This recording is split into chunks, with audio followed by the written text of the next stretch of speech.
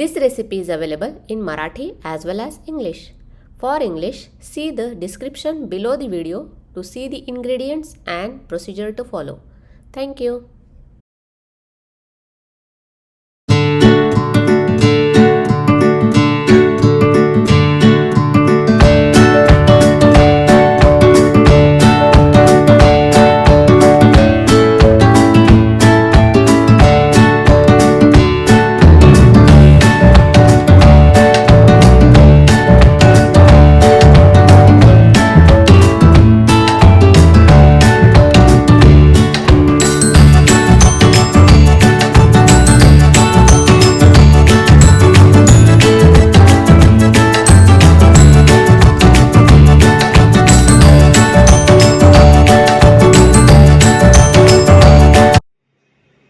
नमस्कार, मी रेखाच किचनमध्ये आपणा सर्वांचं खूप खूप मनापासून स्वागत.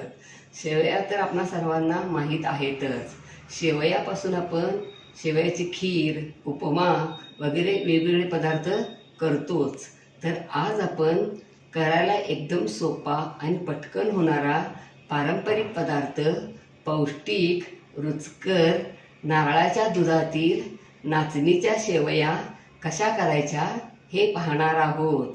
नाचणी थंड असते. नाचणीमध्ये भरपूर प्रमाणात हिमोग्लोबिन असते. तेव्हा लहानांपासून मोठ्यांपर्यंत ही खीर खायला चालते आणि सर्वांनाच आवडेल.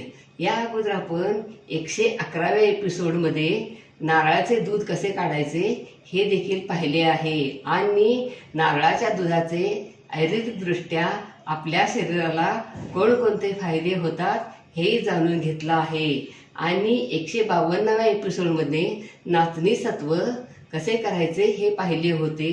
तेव्हा नाचणीचे आयुर्वेदिकदृष्ट्या आपल्या शरीराला कोणकोणते फायदे होतात हे जाणून घेतलं आहे. आणि नाचणीची लहान बाळांसाठी खीर, नाचणीचे आंबील, नाचणीचे लाडू यासारखे वेगवेगळे बरेच पदार्थ कसे करायचे हे देखील पाहिलं आहे. आणि काही महत्त्वाच्या टिप्स देखील पाहणार आहोत. चला तर आपण आता नारळाच्या दुधातील नाचणीच्या शेवया करण्यासाठी लागणाऱ्या काही महत्त्वाच्या टिप्स पाहूया. प्रथम नाचणी स्वच्छ धुवून वाळवून किंवा ओल्या कापडाने पुसून वाळवून दळून आणायची. नंतर नाचणीच्या पिठात गव्हाचं थोडं पीठ घालून, निम्मी साखर घालून, मीठ घालून थोडं थोडं पाणी घालत सैलसर मळायचे. नंतर चाळणीला तूप लावून गोळे करून ठेवून वाफवून घ्यायचे आणि थंड करायला ठेवायचे. नारळाचे दूध काढून घ्यायचे. नंतर सोऱ्याला तुपाचा हात लावून त्यामध्ये नाचणीचे वाफवलेले पीठ घालून ताटाला तूप लावून त्यामध्ये शेवया पाडायच्या.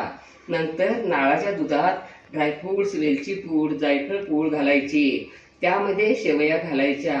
नंतर गॅसवर ठेवून गॅसची फ्लेम लो ठेवून गरम करायचे. जास्त उकळायचे नाही. गोड तुमच्या आवडीनुसार कमी जास्त घालू शकता आणि ड्रायफ्रूट्स देखील तुमच्या आवडीनुसार कोणते आवडतात तेही घालू शकता. आता आपण साहित्य पाहूया.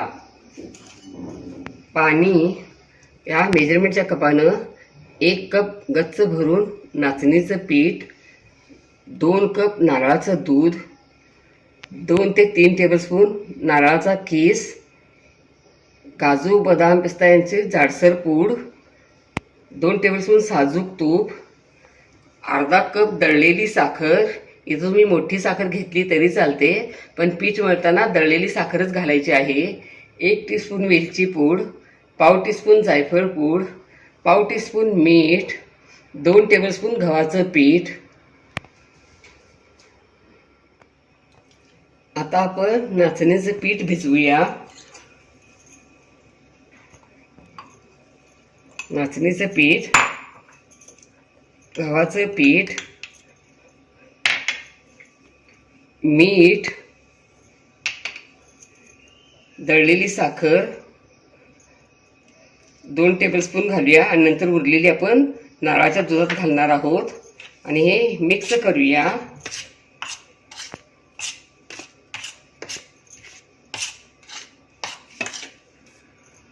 आणि थोडं थोडं पाणी घालत हे पीठ आपण सैलसर भिजवूया. जास्त घट्ट भिजवायचे नाही.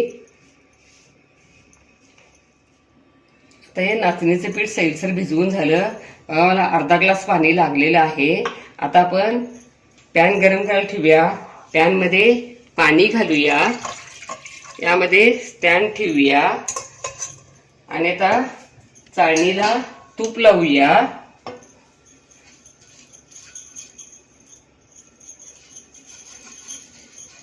या पद्धतीने असं सगळीकडे तूप लावून घ्यायचं आणि यामध्ये चाळण अशी ठेवूया. आणि याच्यामध्ये आपण आता हे नाचणीचे गोळे करून ठेवूया.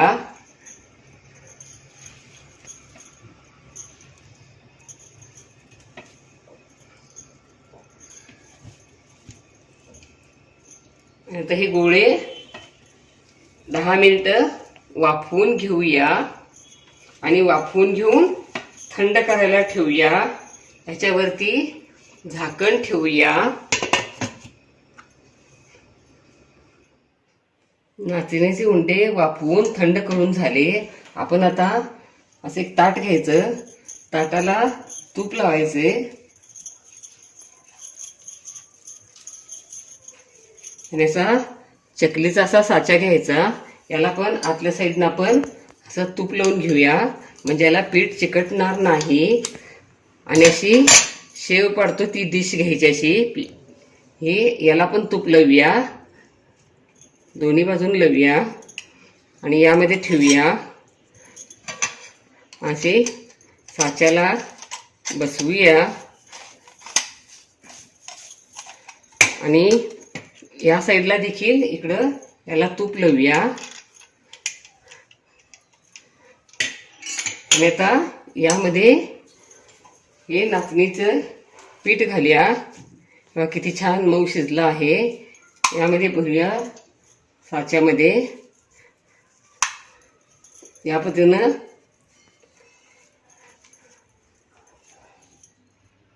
आणखीन किती महत्त्वाचं सांगायचं म्हणजे जर वाफवून झाल्यावर तुम्हाला पीठ घट्ट असं वाटलं तर थोडं गरम पाणी लावून मळून घ्यायचं आणि स्मॅशरने एकसारखं मऊ करून घ्यायचं. आणि मग नंतर चकलीच्या साच्यामध्ये घालायचं आणि नंतर शेवया पाडायच्या म्हणजे शेवया पाडायला त्रास होणार नाही. आणि आता आपण शेवया पाडूया.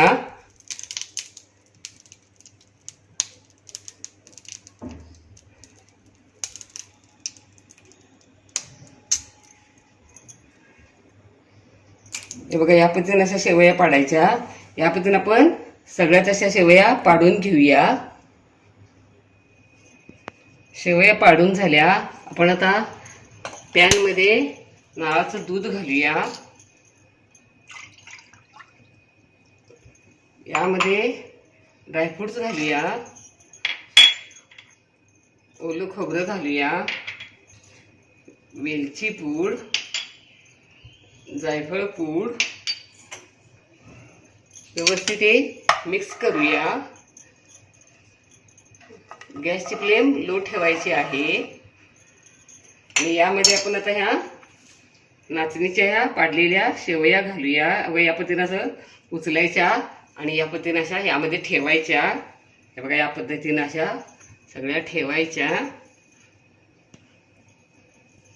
या पद्धतीनं सगळ्याच ठेवूया. आणि आपण आता याला एक उकळी आणूया. जास्त शिजवायचं नाही. फक्त थोडं गरम केलं तरी चालते.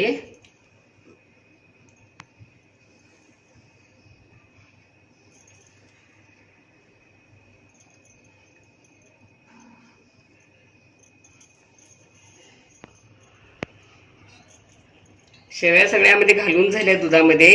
यामध्ये साखर घालूया. गोड तुमच्या आवडीनुसार तुम्ही साखर घालायची आहे. आणि याला फक्त एक उकळी आणूया. जास्त उकळायचे नाही. याच्यावरती झाकण ठेवूया. गॅसची फ्लेम मीडियम टू लो ठेवूया. एक उकळी आली. आपण आता गॅस बंद करूया. आणि आता मस्तपैकी पौष्टिक रुचकर नाचणीच्या शेवया तयार.